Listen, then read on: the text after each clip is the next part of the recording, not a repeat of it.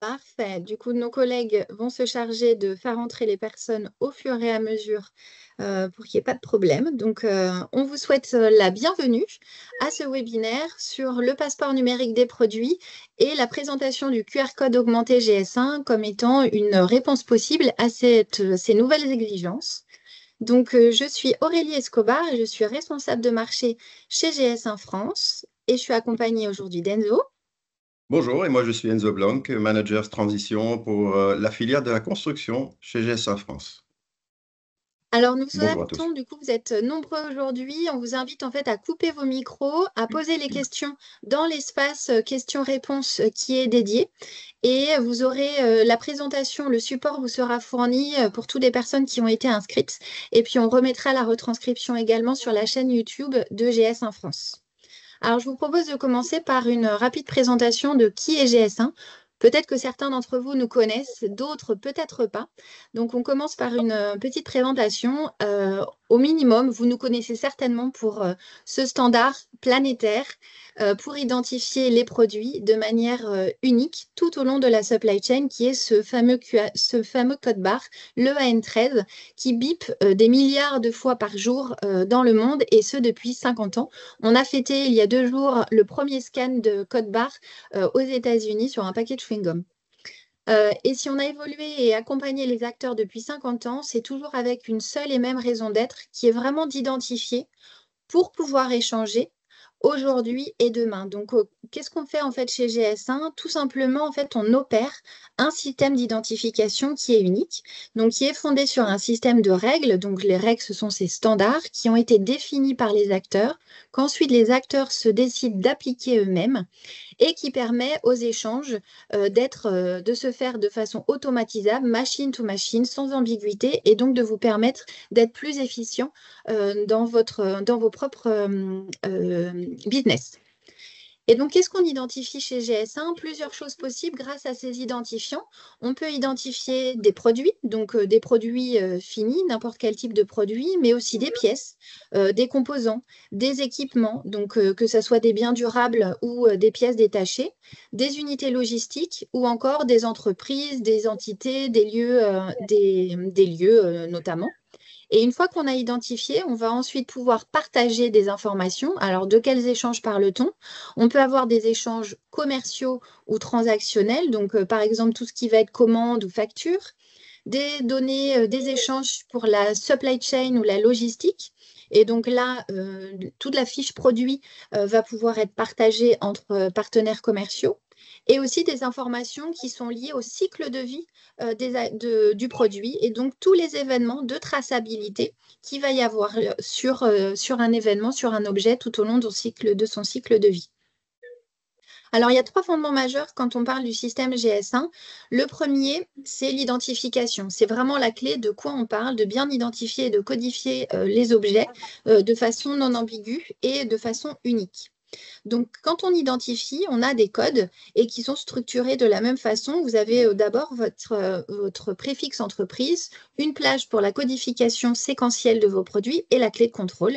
Une fois qu'on a bien identifié les objets, on va pouvoir capturer cette information dans un support, donc soit de l'EAN13, le code barre qui est traditionnel.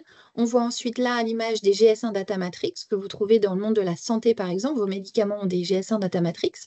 Des QR codes augmentés GS1 dont on va parler un peu plus tard, ou enfin de la RFID que vous allez retrouver notamment chez Decathlon, mais aussi sur les pièces de train.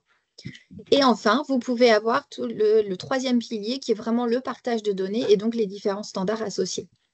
Alors, la gouvernance de GS1, elle est assez particulière. C'est une organisation assez atypique. On est une organisation neutre, à but non lucratif. Donc, je l'ai dit, on a été créé il y a 50 ans par les entreprises elles-mêmes, au service des entreprises. Ce n'est pas GS1 en fait qui va décider de ce qu'on veut faire, comment on veut le faire, mais plutôt on est à votre écoute et à votre service. Et du coup, on fait émerger cette collaboration. Donc, au niveau local, bien sûr, parce qu'on couvre, en fait, on a des bureaux dans 118 pays dans le monde pour couvrir 150 pays. Donc, c'est vraiment largement et massivement déployé dans tout le monde entier.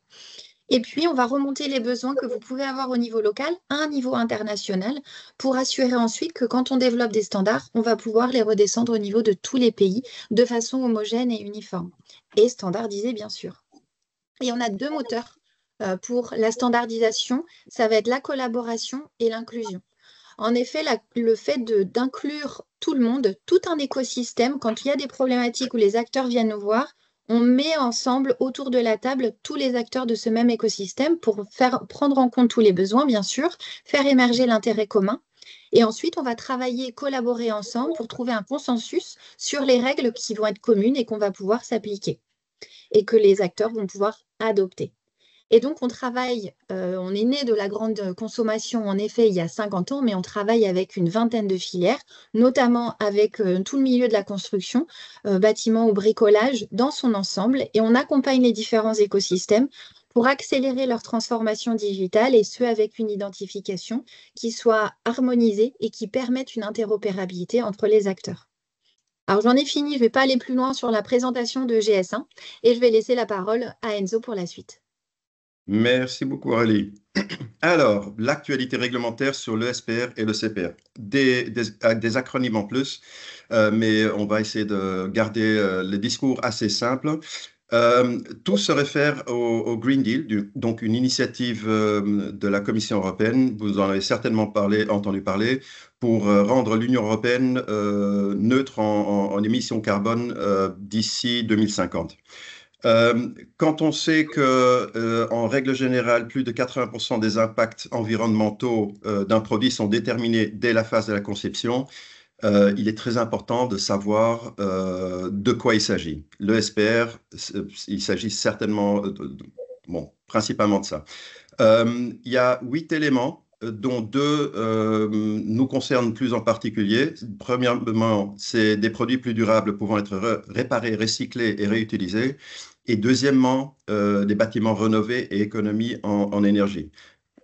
L'idée est de faire de l'éco-conception la norme, d'où la création de ce concept du DPP, du passeport, donc Digital Product Passport, ou le passeport numérique des produits. Prochain slide, s'il te plaît. Alors, le pacte vert se constitue de différentes... donc, il y a toute une architecture derrière. Le pacte vert, c'est vraiment une voie vers une Union européenne durable et climatiquement neutre, avec un focus aussi bien sur la durabilité que sur la partie digitalisation. Digitalisation très important, surtout dans le domaine de la construction, la filière de la construction, où il y a pas mal un gap à rattraper. Oui. Alors, premièrement, il y a l'ESPR, qui est donc l'acronyme pour Eco-Design Sustainable Products Regulation, en français, Règlement sur l'éco-conception pour les produits durables. C'est un texte qui a été adopté par le Parlement européen le 23 avril dernier et par le Conseil européen le 27 mai. Donc, c'est quelque chose de très, très récent. Puisque ça a été adopté, on sait maintenant à quoi s'en tenir. Le SPR, comme donc le prochain qui est le CPR, ou le RPC en français, qui est le Construction Products Regulation, règlement produit de construction, qui est pas nouveau. C'est un règlement qui existait déjà depuis 2011, je crois, mais qui a dû être revu parce qu'il ne collait pas à la réalité et pas toutes les normes, pas toutes les obligations ont été respectées tout au long de ces années-là. La venue du DPP, qui a aussi un effet sur les produits dans la construction, a été le moment justement de revoir aussi cette réglementation. L'Eco-Design for Sustainable Products Regulation au centre, mais c'est plutôt un règlement, une loi cadre qui ne résout pas tout. Donc, il y a besoin de quelques spécifications qu'on appelle des actes délégués. On y reviendra un peu plus loin.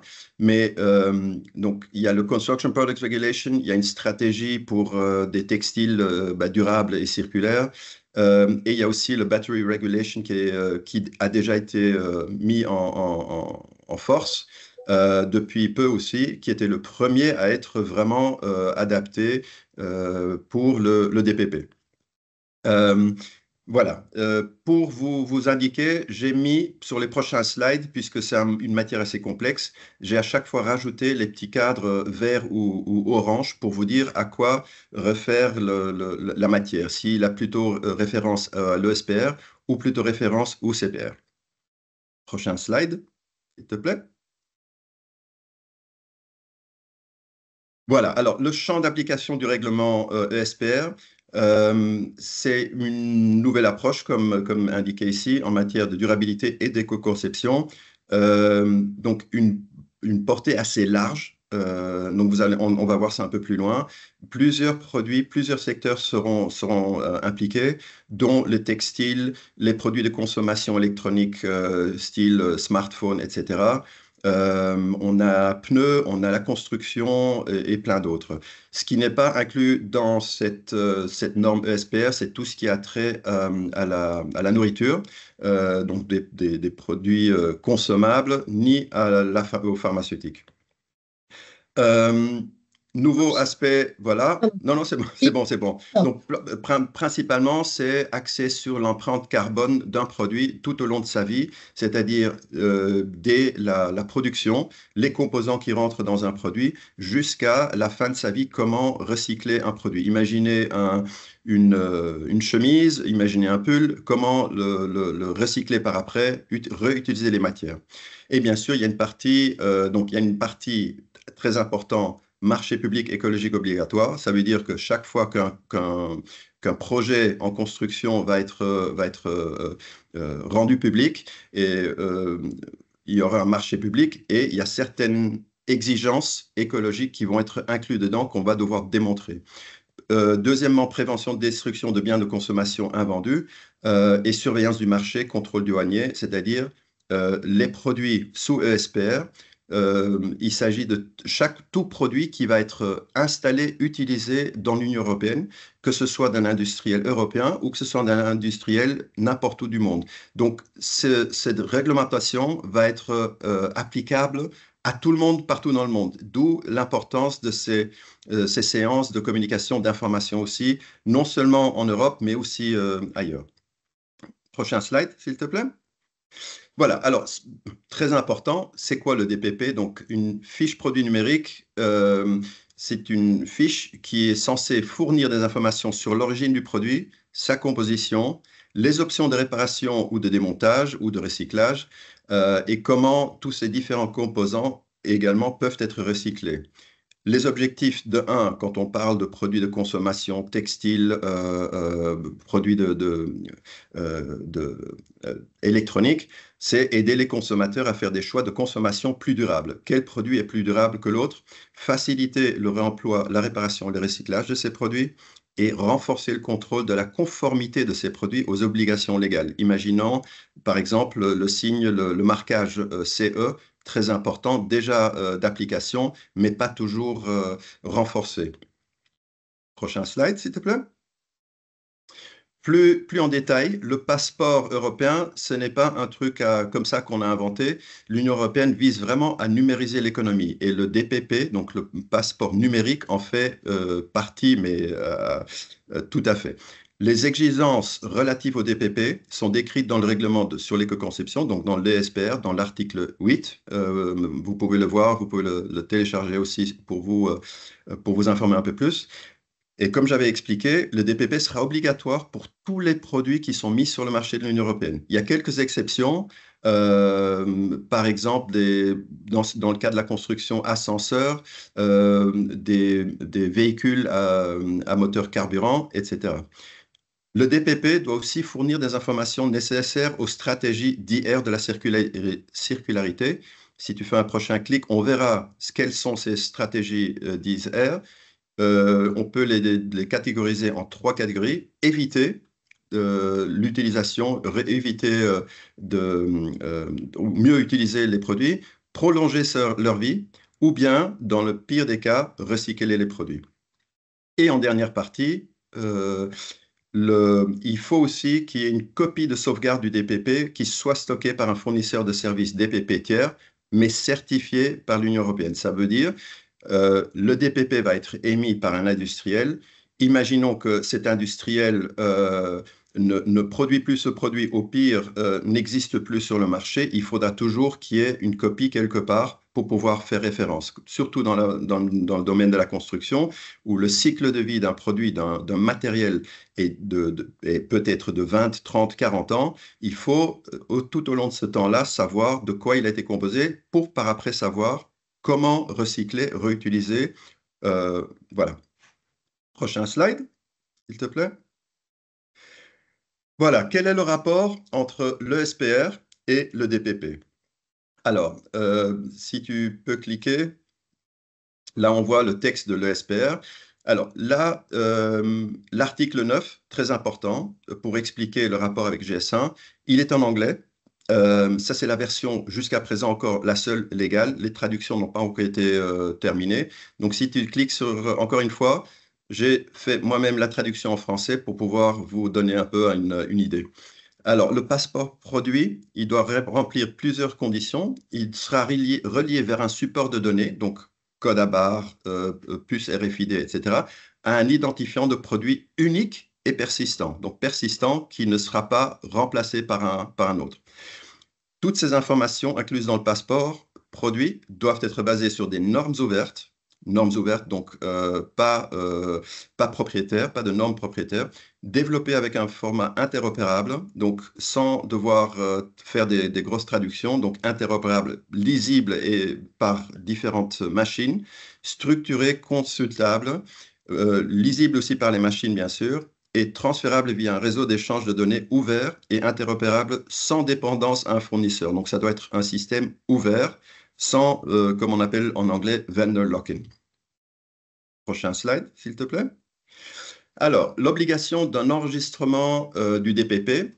L'article 12 du ESPR définit deux éléments importants. Premièrement, l'obligation d'enregistrer pour chaque DPP, donc pour chaque produit, dans un registre de l'Union européenne, l'identifiant unique du produit, l'identifiant unique de l'opérateur, industriel, fabricant, mais ça peut aussi être importateur, par exemple, parce que c'est lui qui met les produits sur le marché de l'Union européenne qui est responsable, et l'identifiant unique de l'installation, donc une usine. Pourquoi?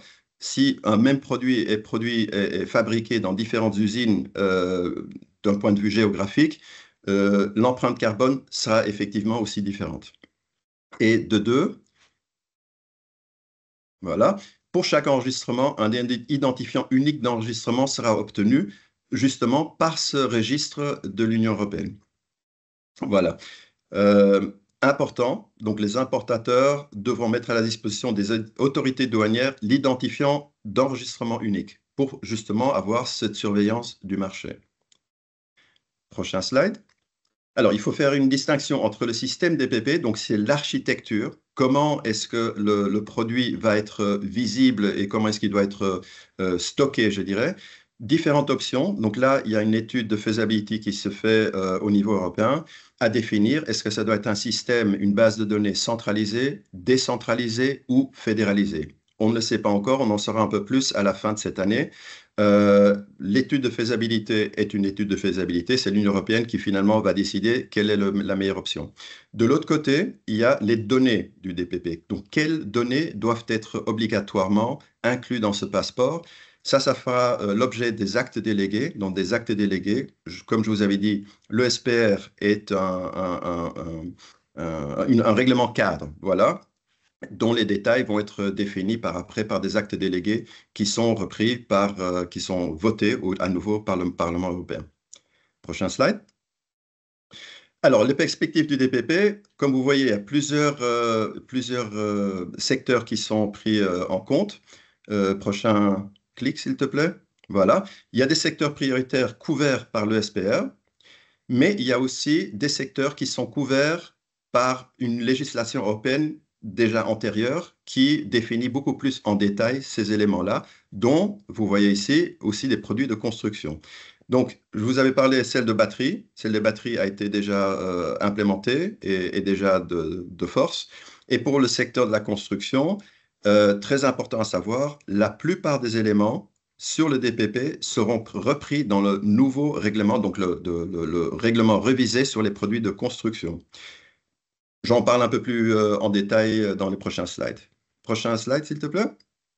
Alors, les options technologiques, on en avait parlé, donc un support de données, ça peut être un code QR, ça peut être du RFID. Niveau d'application du DPP, ça peut être au niveau du modèle, ça peut être au niveau du lot, ou ça peut être vraiment au niveau du article genre SKU. Deux types de données, des données restreintes, des données publiques, mais il peut aussi y avoir donc restreintes, imaginons, à destination des services de douaniers, données publiques, qui sont déjà en général publiques aujourd'hui, données statiques ou données dynamiques. Données statiques ne changeront pas, données dynamiques tout au long de la vie, réparation, chaque fois qu'il y a une réparation, etc., on peut définir des points, des événements. L'approche, comme j'avais expliqué, ça peut être un DPP décentralisé ou un registre de l'Union européenne, DPP centralisé. Prochain slide. Alors, qu'est-ce le RPC? Comme j'avais expliqué, le règlement sur les produits de construction existe déjà depuis pas mal d'années, depuis 2011, mais avec le pacte vert, il y a quelques changements. Le RPC définit premièrement les conditions de mise en marché des produits de construction sur le marché unique de l'Union européenne, y compris les déclarations de caractéristiques de performance, ce qu'on appelle le DOP. De deux, la numérisation des données pour qu'ils soient aussi en accord avec le BIM et aussi pour des évaluations de durabilité. Et en trois, les normes européennes servent à la base à la déclaration de performance des produits et au développement d'un produit numérique des produits. Passeport numérique des produits, pardon. Important, il s'agit uniquement des produits de construction. Comment ces produits vont être utilisés dans un projet, dans un immeuble, etc., ne font pas partie du RPC. Ça, c'est les normes, les codes nationaux de construction qui vont rester de force. Prochain slide. Voilà. Alors, qu'est-ce qui est inclus dans le RPC? Éléments clés des produits, pièces ou matériaux destinés à être utilisés par les produits. Pour ces produits, si le fabricant des pièces le souhaite, donc ça c'est pour les pièces. Produits livrés dans le cadre d'un service, y compris fabrication sur site, impression 3D de produits, emballage et mode d'emploi, ne sont pas inclus, ce que j'avais déjà expliqué, ascenseur, évaluation de performance. Et de deux, produits fabriqués individuellement ou sur mesure dans un procédure hors série. Mais là, à nouveau, il peut, si le souhait y est, on peut aussi le faire appliquer, mais ça, c'est sur base d'un accord entre les différentes parties. Prochain slide. Alors, très important aussi, quelle réglementation je dirais, est prioritaire? C'est, dans ce cas-ci, c'est l'ESPR en général, c'est l'accord cadre. Pour des produits de construction, puisqu'il y a déjà tellement d'informations, tellement d'exigences dans le RPC, c'est le RPC qui réglera tout ce qui est produit de construction. Si quelque chose n'a pas été repris dans ce règlement-là, on fait référence à l'ESPR. Et en dessous, effectivement, un niveau au-dessus, on verra tout ce qui est sur les méthodologies, évaluation de la durabilité des bâtiments, taxonomie, etc.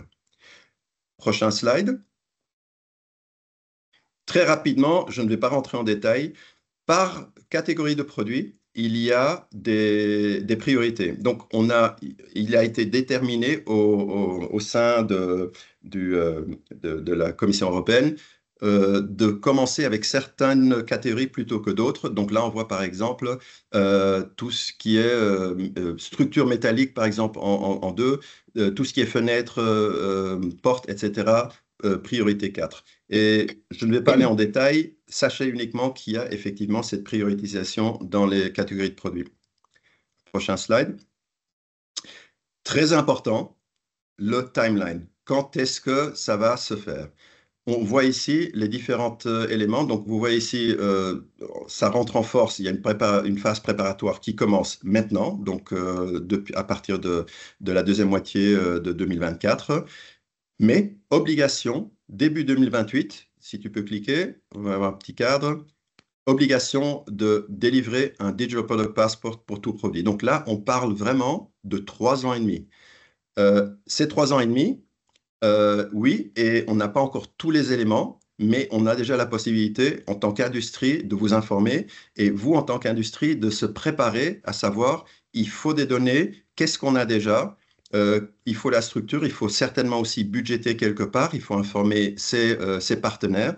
Donc, pour ça, c'est la raison pour laquelle on fait ces sessions d'information, parce que c'est important. Important, important, important. On ne peut pas le répéter assez souvent. Et je crois que ça, c'était ma dernière slide, Merci Enzo. parce que on Parce a que du coup, déjà une partie de la solution. Voilà, et Aurélie va en parler. exactement. En effet, on a vu avec Enzo toute la partie réglementaire, l'exigence qui est arrivée avec ce Digital Product Passport et on voit qu'il y a un outil de capture qui est demandé. Le QR code augmenté GS1, c'est une réponse possible à la réglementation. Ça fait partie de la réponse, mais je vais vous expliquer en fait comment ça peut vous aider et bien au-delà de juste répondre à la réglementation. En passant d'un code barre traditionnel classique, on n'a pas beaucoup d'informations, hein. On a le petit code qui est en dessous. Donc, en termes d'informations à s'échanger, c'est assez faible. Dans un QR code tel que là, augmenté GS1, vous allez voir, vous allez avoir une multitude d'informations possibles à partager. Et c'est intéressant parce que vos enjeux au global se multiplient. Vous faites face à de nombreux enjeux. Il y a la partie, tout ce qui est durabilité et RSE, où on doit améliorer la traçabilité, la recyclabilité des produits et donc là en référence aux exigences de l'ESPR. Côté traçabilité, montrer d'où viennent les matières premières qui ont été utilisées dans la composition du produit. Dans la sécurité, s'il y a besoin d'optimiser les retraits-rappels, notamment de produits s'il y en a qui sont défectueux, pareil. Tout ce qui est gestion d'inventaire pour mieux gérer les stocks. L'engagement consommateur, client, toute la conversation, je dirais, que vous pouvez avoir de façon permanente avec vos clients, comment le faire, comment optimiser cette expérience d'achat. Et puis, le packaging qui a une certaine dimension selon la taille des produits qui sont mis sur le marché, mais on va avoir tendance à essayer de libérer de la place pour pouvoir utiliser un maximum d'informations pour communiquer sur les produits. Et donc, en faisant tout ça, il nous faut un standard, en tout cas quelque chose qui puisse aider. Et donc, c'est là où rentre en jeu le passage d'un code barre très traditionnel à un QR code augmenté GS1. Alors, sachez qu'en fait, ce QR code augmenté GS1 va remplacer le AN13 dans les années à venir. Donc, l'ambition mondiale, c'est qu'à la fin d'ici la fin d'année 2027, quand on est dans le retail, au sens large, quand il y a des achats qui se font avec des systèmes de caisse, c'est que tous les produits puissent passer en caisse, qu'on puisse les scanner avec un QR code augmenté GS1 et qu'on puisse payer. Et que ça déclenche le prix et le passage en caisse. Alors l'idée, c'est pas que tous les EN13 disparaissent d'ici à fin 2027, parce que du coup, forcément, il y aura une phase de transition qui sera là. Un double marquage sur les packaging, c'est certain, pendant plusieurs années, le temps que tous les fournisseurs y passent. Mais à fin 2027, les distributeurs devront être en mesure de passer et de faire le passage en caisse avec un QR code augmenté GS1. Alors, qu'est-ce que c'est concrètement que ce QR code augmenté GS1? En fait, c'est ni plus ni moins qu'une fusion entre le QR code qui est démocratisé et un standard, le GS1 Digital Link. Donc, en fait, on va porter toute la capacité du web dans un QR code. Donc, le QR code, il a été démocratisé avec le Covid, donc vous le connaissez très très bien avec tous ces petits modules où il y a quelque chose d'intégré à l'intérieur, il y a une URI qui est indiquée. Il est plus petit qu'un code barre traditionnel en une dimension. Vous allez pouvoir mettre plus de contenu à l'intérieur. Il est aussi plus lisible parce qu'il est répété, il y a de la redondance d'informations. Donc, s'il y a un accro, quelque chose, on va toujours pouvoir le lire. Et il a la même vitesse de scan. Donc, ça, c'est ce que permet le QR code habituellement.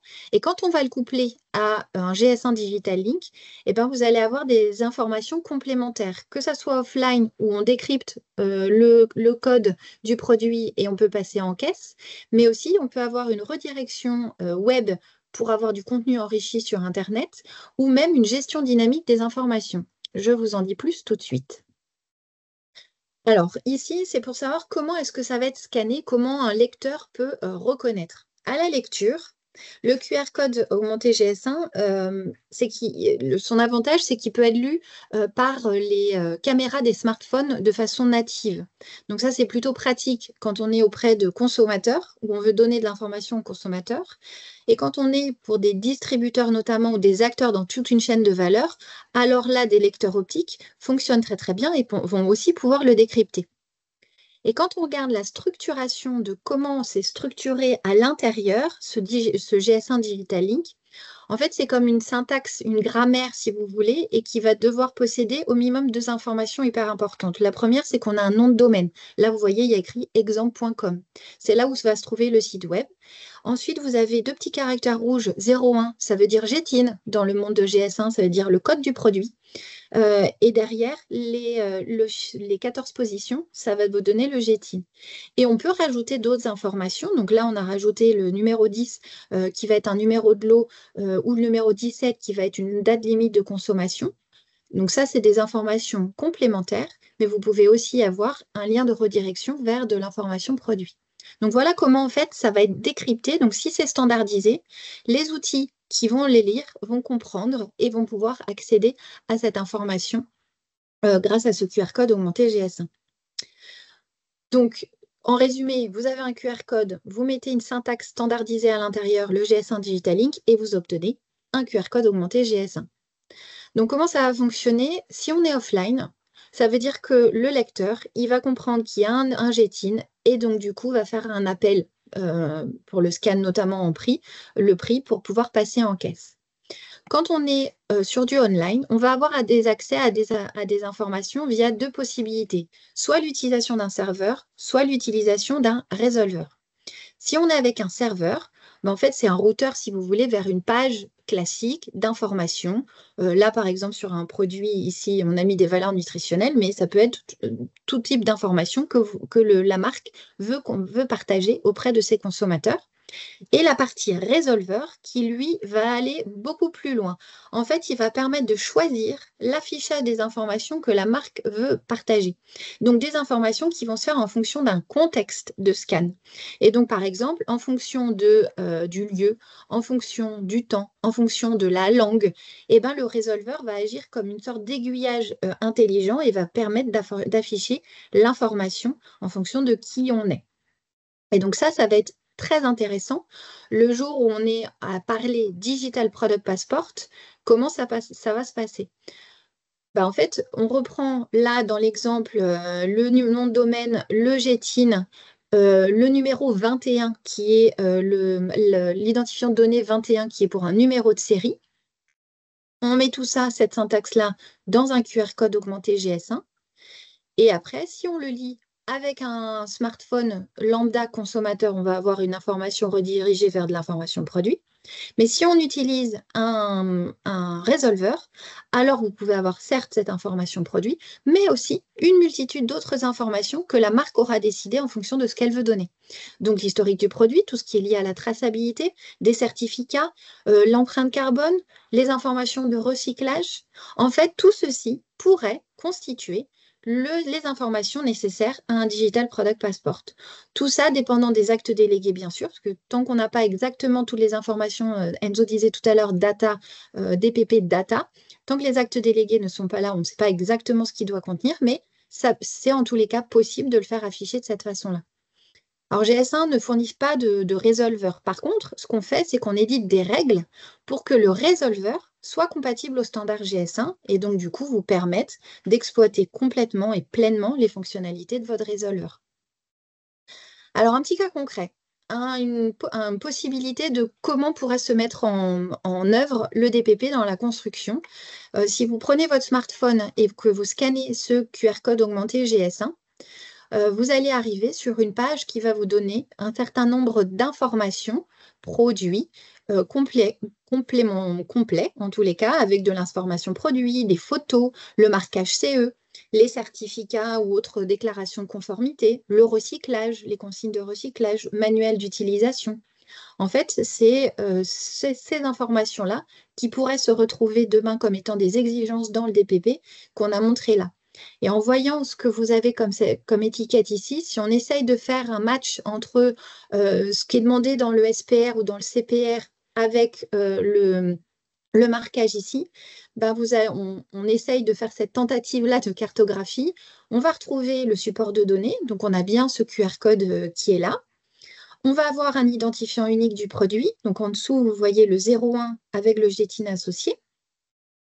L'identifiant unique de l'opérateur, donc les premiers caractères, je vous ai dit tout au début qu'on avait le préfixe entreprise, lui il va pouvoir faire le lien avec l'entreprise. Un identifiant unique de l'installation. Donc là, on pourrait mettre le Global Location Number, qui est le GLN dans le jargon GS1 pour l'identification de lieu, l'adresse, les coordonnées de l'entreprise en question, et enfin le marquage CE. Voilà, c'est une tentative. On n'a pas encore les actes délégués, mais voilà potentiellement à quoi ça pourrait répondre. Et aussi, on est en train de préparer un cas d'usage avec l'entreprise Ricutech, qui est une solution d'assainissement non collectif, et son offreur de solutions qu'il a choisi, 360 Smart Connect, pour mettre en avant en effet l'implémentation de ces solutions d'assainissement non collectif et leur traçabilité dans le temps. Donc, on est en train de préparer ce cas d'usage. Donc, restez connectés aussi à nos réseaux sociaux ou au site internet de GS1, puisqu'on pourra vous montrer un cas concret aussi dans la vraie vie de comment ça peut se passer. Et on est en train de le faire en ce moment. Alors, du coup, en effet, si on résume un petit peu tout ça, avec un scan, vous allez avoir la possibilité infinie. En fait, tout dépend de ce que vous pourrez montrer et de ce que la réglementation nous obligera. Donc, pour être conforme à la réglementation, certes, et à ce que va demander le DPP, le CPR en matière de DPP, mais aussi des informations sur votre produit, les lieux de fabrication, la communication sur le domaine RSE de votre entreprise que vous voulez pouvoir communiquer et marketer, mais aussi des conseils d'utilisation et aller jusqu'à la traçabilité des contrôles ou des opérations de maintenance et tout ça avec un scan. Donc, vous l'aurez vu, en fait, ce QR code augmenté GS1, ça va être vraiment le seul QR code qui va vous préparer les usages de demain. Un QR code standard, si vous voulez, c'est un QR code, une information. Vous n'allez peut-être pas multiplier toutes les QR codes sur les produits. Avec un, ça va répondre à cet enjeu business-là. Le fait qu'il soit non figé et dynamique, vous allez pouvoir faire évoluer vos informations au fil du temps, des géolocalisations, et donc vous aider à résoudre ce défi logistique et financier, hein, en vous dispensant de rechanger toutes les étiquettes à chaque évolution. Ça, c'est le premier point. Le deuxième, c'est de vous aider à répondre aux nouvelles exigences réglementaires. Donc là, on vient de parler de SPR et CPR aujourd'hui particulièrement. Mais aussi vous permettre de répondre à des nouvelles attentes des consommateurs, parce que vu que vous allez avoir du contenu dynamique, en fait, votre produit devient un nouveau média finalement, et donc va vous permettre d'accélérer vers des achats plus responsables de la part de vos clients ou de vos consommateurs. Et enfin, sur des enjeux de circularité, en fait, on ne pourra passer à l'échelle qu'à travers une donnée qui soit vraiment standardisée, circulaire, circulante, et qui permettra de rendre les produits plus vertueux.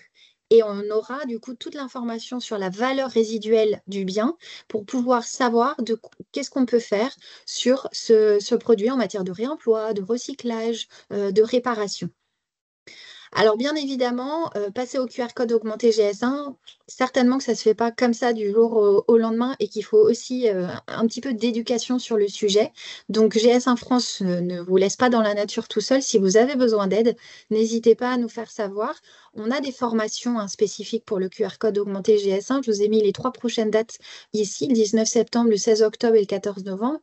Ce sont des formations inter-entreprises en format distanciel. On peut aussi tout à fait le faire en intra-entreprise pour vous, en fonction d'un besoin que vous avez organisé ça. Et pour vous inscrire, donc vous avez le QR code, et sachez que GS1 France est un centre de formation certifié Calliope. Et donc, du coup, vous pouvez avoir le bénéfice de la partie des OPCO, qui est intéressante. Si vous voulez aller plus loin, on peut aussi être là avec des prestations de conseil. On a toute une équipe avec des consultants qui peuvent venir chez vous et aller plus loin, que ce soit sur du QR code augmenté GS1 ou dans les domaines liés au standard GS1, dans leur application et leur mise en œuvre de façon plus concrète et vraiment adaptée à votre fonctionnement dans votre entreprise. Et enfin, une fois que vous avez généré des QR codes, vos premiers QR codes augmentés GS1, peut-être que vous aurez envie de savoir s'ils sont conformes au standard GS1 et aussi conformes aux exigences de la norme ISO, puisque tous les standards que l'on a chez GS1 sont relatifs à une norme ISO. Voilà, j'en ai fini du coup avec cette deuxième partie de présentation. Ce qu'on vous propose de faire désormais, c'est de pouvoir répondre à vos questions. Vous en avez certainement, et je vais pouvoir regarder dans le chat aussi également et de faire aider de nos collègues pour répondre à vos questions et avoir cette dynamique-là. Et voilà, Lionel, du coup, si tu en as quelques-unes et auxquelles Enzo ou moi pouvons répondre, ou même toi d'un point de vue beaucoup plus technique, s'il y en a également. Alors, merci aux deux personnes d'avoir posé ces questions. Encore, il semble tout à fait encore possible de le faire. Donc, j'ai une première question de Monsieur Van Eyck. Euh, Monsieur Van Eyck qui dit bonjour, comment seront obtenus les impacts environnementaux inscrits dans le DPP d'un produit de construction via les FDS inscrites dans la base de données Ignace. INIES issue de Yes. la RE 2020? Voilà la question. Mhm. Euh, je crois que ça va, à nouveau, ça fera partie des actes délégués. Je pense qu'on va essayer de trouver un système qui soit valable partout, partout en Europe. Donc, c'est un système unique pour qu'on puisse comparer des pommes et pas des pommes et des poires, parce il faut une base commune. Donc, ça, je vais me renseigner. Je ne connais pas tout à fait la réponse exacte, mais je suis presque sûr que ça dépendra un tout petit peu de ce qui va être décidé dans les actes délégués. Juste, excusez-moi si je peux juste compléter la question à monsieur Vallée. Oui. Merci hein, pour votre réponse. Donc, je comprends bien qu'effectivement, il faut qu'on attende les actes délégués pour effectivement avoir une base d'ACV commune parce qu'on voit bien que bah, les ACV, il y a tellement de paramètres qui peuvent faire évoluer une ACV d'un sens comme d'un autre avec les différentes hypothèses, etc., qui semblent effectivement essentielles qu'au niveau Mhm. européen, on puisse avoir un référentiel commun parce que voilà, si d'autant plus la DTP la DDP devient enfin, la DPP devient un critère de choix dans les produits, bah, il faut effectivement qu'on puisse s'intercomparer entre nous. Et moi, j'ai quand même une autre question, je me permets, c'est la notion de temporalité, c'est que ça veut dire que, en fait, à l'heure actuelle, quand on fabrique un produit de construction, on le met sur le marché, donc via, bien sûr, après avoir répondu aux caractéristiques essentielles de la marque HCE, et souvent on fait la CV après coup. C'est-à-dire qu'on le commercialise et on lance la CV dans la foulée. Et donc, on a la CV quelques mois, voire quelques années après. Là, ce que je comprends, c'est que c'est un peu l'inverse. C'est-à-dire qu'au moment où au moment où on sort le produit, il faut avoir la CV, en fait, si j'ai bien compris, hein. Tout dépendra en effet de ce que sera mis dans les actes délégués, mais s'il y a la partie empreinte carbone qui est demandée, alors en effet, dans cette partie-là, il faudra l'anticiper et pas la faire potentiellement après. Il y aura certainement des éléments. Donc, tout dépend de le fait que la réglementation soit pas complètement sèche, parce qu'on attend les actes délégués, mais cette incertitude-là, ou en tout cas, on attend, quoi. Mais Mhm. oui, Mais sur cette partie-là, je peux rajouter que quand est-ce que le DPV doit être mis à disposition? Au fait, ça fait partie de nouveau de cette étude de faisabilité dont je parlais, centralisé, décentralisé ou fédéralisé. Euh, il y avait deux options, si je me rappelle bien, c'était le DPP doit être partagé avant que le produit soit mis sur le marché, ou bien le DPP doit être mis à disposition après qu'il soit mis sur le marché. Donc l'un ou l'autre. À nouveau, ça fera partie, ça en principe, on devrait avoir une réponse vers début de 2025, donc 3 ans avant l'obligation d'avoir le DPP, donc je dirais largement le temps. Mais à nouveau, c'est une réglementation cadre, les différents éléments. On a une idée, par exemple, pour savoir, et je reviens un peu à la question précédente, à savoir qu'est-ce qui doit rentrer dans un DPP. D'acteurs dans la filière pensent que, ou sont presque certains que ce sera les mêmes éléments que ceux qui sont dans le PD, donc Environmental Product Declaration. Euh, à nouveau, on peut se focaliser un peu là-dessus, mais il peut y avoir des changements, il peut y avoir des adaptations. On n'est pas tout à fait au courant, mais on sait que ça va se faire. Merci. Une autre question de Monsieur Schelboum. Bonjour, quelle est l'échéance pour le B2B?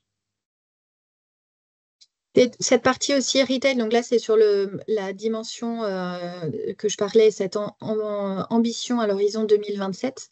Euh, Tout ce qui est retail, donc en effet, si cette partie, il y a retail, mais aussi que pour des acteurs dans le B2B, ça fait partie aussi de ce monde du retail, pas que consommateur final, mais aussi passage en caisse pour des acteurs professionnels. Cette orientation et cette ambition à 2027, fin 2027, elle est là pour tous. Et je pense que, est-ce que c'est toujours valable pour les États-Unis? Je crois que là, c'est vraiment une échéance. Ils vont obligatoirement passer du code barre traditionnel au QR code en 2027. Donc, chaque personne, chaque entreprise qui veut exporter vers les États-Unis, c'est une obligation. Ce n'est pas une transition, c'est vraiment une obligation pour 2027. Ok, et donc pour compléter sa question, M. Chegou me posait aussi, est-ce que cela devrait remplacer ou compléter la GDSN? Alors, la GDSN, pour ceux qui sont, donc c'est le réseau Global Data Synchronization Network qui est opéré par GS1. C'est là où on partage l'information, notamment sur les fiches produits. Donc non, ça ne va pas remplacer, ça peut compléter en effet, puisque dans un QR code augmenté GS1 et le lien vers l'information produit, on n'aura pas toute une fiche produit avec 250 attributs, beaucoup moins, et donc avec les informations qui sont essentielles. Donc ça vient compléter. Pour des échanges B2B entre un fournisseur et son distributeur, et donc partager cette fiche produit, avoir toute l'information produit et logistique, ça vient en complément et ça ne remplacera pas. Bonjour, c'est moi, M. Chelgoum. Merci pour ces précisions. Pour la première question, c'était vraiment il s'agit du distributeur B2B, non pas du client B2B. Donc, si j'ai bien compris, l'ensemble des magasins B2B, qu'on parle de Point EP, Samsé ou autres, seront aussi concernés. Très bien, Oui. très clair. Et pour la deuxième question, donc on aura deux bases de données distinctes différentes pour la même information, vous confirmez? Oui, ça veut dire qu'en fait, en tant que fournisseur, vous envoyez en GDSN vos fiches produits avec votre distributeur pour le coup. Et après, sur les produits, l'information que vous voulez mettre à disposition de vos clients finaux via un QR code augmenté GS1, c'est vous qui êtes maître de l'information à chaque fois. Donc, vous êtes bien responsable en tant que fabricant de l'information que vous mettez à disposition, mais qui peut être sur un outil, du coup, digitalisé comme un QR code avec une information qui est beaucoup moins riche, hein, parce que c'est pas comparable hein, pour le coup, entre ce qui peut être mis dans un QR code et donc un lien sur une page dédiée ou sur les fiches produits qui peuvent transiter via le réseau GDSN. Je dis ça et j'en reste là, c'est la maturité de nos fournisseurs. En tout cas, on l'a vécu, on a essayé de booster le GDSN, c'était l'une des difficultés. Et aujourd'hui, dans le secteur du bâtiment, on voit qu'il est très peu, voire pas utilisé, en tout cas en France, plus au Benelux. J'y voyais plutôt une opportunité de se dire, on capitalise sur le QR code pour aussi alimenter et enrichir le GDSN. C'était juste une simple question. Et je vous remercie. Merci à vous. Merci. Si on peut prendre encore une question, et puis de toute façon, Oui. si on n'en répond pas à toutes les questions, on va forcément vous donner après un document spécifique qui va reprendre les différentes réponses à vos questions. Là, j'ai encore une question de M. Dutheil. Bonjour, dans la construction, nous parlons plutôt d'ouvrage et non de produits. Un ouvrage peut comporter plusieurs produits. Un ouvrage qui aurait un QR code augmenté peut-il comporter ou renvoyer à d'autres QR codes pour les produits de construction le composant? Je crois que c'est une question pour moi. On parle de QR, vous parlez de QR code là, mais je crois que ce qu'on veut dire, c'est l'identification. Et effectivement, l'identification des différents composants qui rentrent dans un ensemble plus grand, qui peut aussi être identifié. Donc vraiment, l'identification et les liens se feront soit dans une base de données, soit dans le modèle BIM même du produit. Donc, l'idée d'avoir un identifiant est de relier chaque objet physique à un objet, je dirais, numérique dans un modèle, modèle BIM ou autre. Et effectivement, on en a déjà parlé assez souvent, de pouvoir identifier un immeuble d'une certaine façon et de relier tous les composants de cet immeuble. Et alors, il faut le voir vraiment comme une partie Lego. Chaque pièce Lego qui est identifiée, effectivement, peut... et on parle non seulement de deux niveaux, produit et ouvrage, non, c'est différent. Donc, les systèmes composés, solutions, jusqu'à l'ouvrage même. Donc, il y a ça fait partie d'ailleurs, ça fait l'objet d'un proof of concept qu'on est en train de développer depuis un an maintenant, ensemble GS1 France avec Building Smart France ou MediaConstruct, plus connu sous MediaConstruct pour certains, c'est d'avoir cette continuité numérique dans la construction. Donc effectivement, le QR code est un moyen. L'identification, c'est quelque part le but, ce qu'on essaie d'avancer ici, pouvoir identifier et que chaque identifiant, chaque objet puisse être compris de la même façon par tous les acteurs dans la chaîne de valeur et dans le cycle de vie du produit. Une autre question de Monsieur Soubra. Bonjour, le QR code n'a-t-il pas des limites dans le secteur de la construction puisqu'il n'est pas toujours visible après la mise en œuvre, derrière une couche de peinture par exemple, ce qui empêche toute application dans la phase d'exploitation-maintenance? Alors, l'identifiant, l'idée, c'est, bon, ce qu'on voit aujourd'hui, c'est l'emballage qui contient un identifiant, c'est pas le produit même. Bien qu'il y a pas mal de technologies qui permettent justement de graver un QR code, par exemple, sur le produit même, ou l'utilisation de la puce RFID qui peut être cachée quelque part. Donc, ça, c'est du point de vue technologie. Mais l'idée derrière tout ça, c'est de pouvoir identifier un produit dans la maquette, dans le modèle BIM, et de pouvoir savoir à quel endroit il a été placé pour par après savoir quel produit a été placé là. Dès qu'il y a, par exemple, imaginons qu'il y a une fenêtre qui doit être remplacée, ben, la nouvelle fenêtre remplacera l'ancienne fenêtre. Comme elle a un autre identifiant dans le modèle BIM, il va se retrouver là. Mais d'un autre côté, imaginons, comme vous disiez, la peinture. La peinture aussi, c'est un produit qui va être appliqué sur quelque chose. Cette peinture-là va aussi devoir être identifiée. Comment tout ça se fera en détail?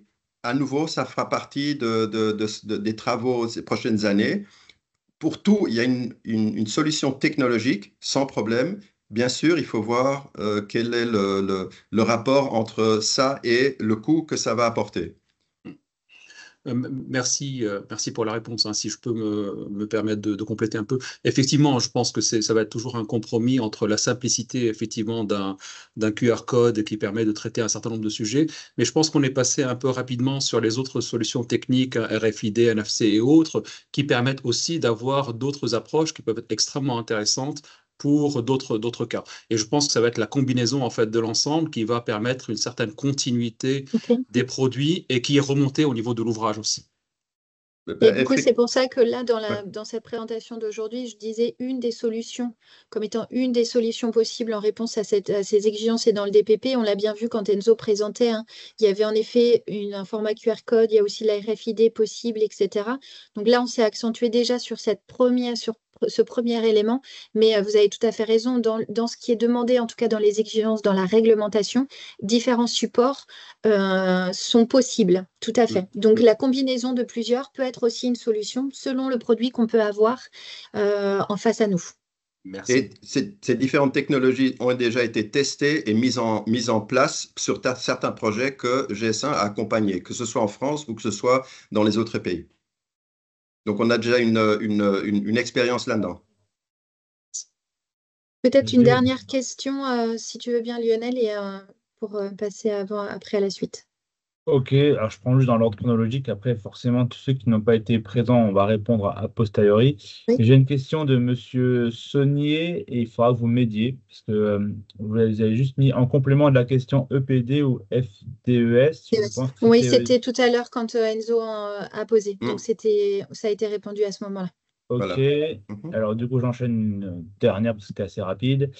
Alors, j'ai pas de nom, mais Gaume, en pratique, comment mettre des étiquettes sur des produits béton en palette ou non, sachant qu'ils ne sont pas houssés pour des contraintes environnementales. Par ailleurs, une étiquette par produit implique le rajout de plastique sur des milliers d'articles. Je crois que là, à nouveau, c'est un peu ce qu'on a discuté avant, comment appliquer des QR codes ou des puces RFID ou autres techniques, justement.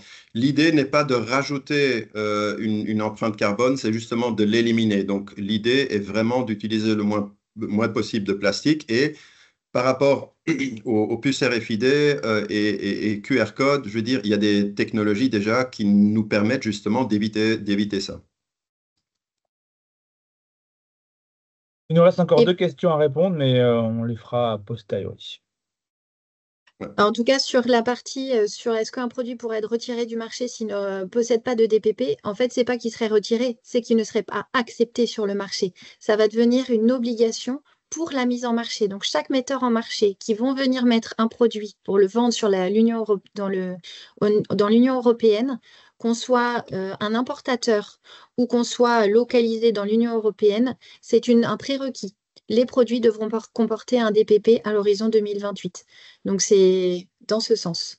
C'est un peu comparable au marquage CE. Si il n'y Oui, a pas de, si un produit n'a pas un marquage CE, il n'entre pas en Union européenne. Souvent, on voit aussi que ce marquage CE est falsifié et une fois qu'on l'a découvert, ben, il sera retiré. Je veux dire, c'est un peu le même processus. Ok. Je peux me permettre, oui, Roland? ce qui va surtout être pénalisant pour les entreprises, c'est la question, le point de l'achat public vert. C'est là où il va y avoir une grosse sanction.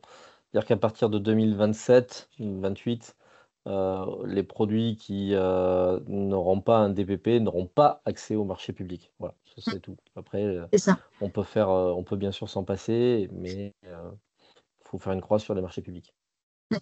Voilà. Et je voulais juste, il y a une question, est-ce que la technologie du blockchain est compatible ou concurrente du modèle QR code? Elle est tout à fait compatible.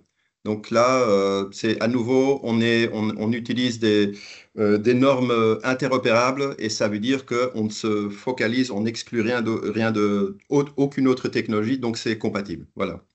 C'est une couche de sécurité Complémentaire. complémentaire. Voilà. C'est totalement complémentaire. Ouais. Voilà, répondre à toutes les questions. Merci beaucoup, Merci, merci Lionel. beaucoup. Merci pour ça et merci à toutes vos questions. Si vous en avez d'autres, bien sûr, vous n'hésitez pas à la suite de ce webinaire. Deux dernières informations à vous communiquer avant de quitter. La première, c'est que nous serons sur le salon Batimat, donc du 30 septembre au 3 octobre. Venez nous rencontrer. On sera sur le stand G24 dans le hall 1. Vous avez là le QR code pour aller directement sur la page et ensuite pouvoir vous inscrire et aller chercher votre badge. On aura des keynotes, on aura aussi une conférence le mardi matin pour discuter justement de tout ça, ces enjeux du DPP, la continuité numérique, dans un environnement de BIM, etc., etc. Donc venez, on sera là et restez connectés aux réseaux sociaux parce qu'on vous donnera des informations complémentaires aussi. Et puis, après tout ce webinaire, êtes-vous prêt pour le DPP? C'est une bonne question. C'est la question qu'on vous pose également. Vous avez un petit questionnaire si vous voulez bien prendre les 2 dernières minutes qui nous restent pour pouvoir y répondre, nous dire où est-ce que vous sentez par rapport à ça et ce que vous pouvez attendre de nous, de notre côté GS1, qu'on puisse vous accompagner du mieux possible vers cette transition-là. On sait que c'est dans quelques années et pour autant, comme le disait Enzo, ça se prépare dès maintenant. Donc, n'hésitez pas à nous dire comment on peut vous aider, comment on peut vous accompagner pour faire cette transition au mieux. Donc, je laisse afficher ce QR code-là pour que vous puissiez y aller. Et si Lancia, tu veux bien le mettre dans la conversation aussi, s'il y en a qui vont le faire directement par ordinateur plutôt que par leur smartphone s'ils le souhaitent, je veux bien, s'il te plaît. Merci. Et donc, on reste après à votre disposition après ce webinaire également. Si vous avez des questions, je viens justement de faire appel à Lancia. Donc, vous avez Enzo en tant que manager de transition sur la construction, le relais qui est pris par Lancia en tant que chef de marché dans la construction et qui vient de rejoindre GS1 France il y a très peu de jours, il y a 2-3 semaines maintenant, le temps passe vite. Donc voilà, vous avez en face l'équipe construction chez GS1 France. Donc n'hésitez pas à nous solliciter. On se fera un plaisir de vous accompagner, de répondre à vos questions. Et on arrive à la fin de ce webinaire. On vous souhaite à tous une belle journée, une belle fin de semaine. Et à très bientôt pour d'autres sujets autour du DPP qui est un vrai sujet et d'importance pour les entreprises en ce moment. Merci beaucoup à vous. Merci à tous. Merci. Merci beaucoup. Merci.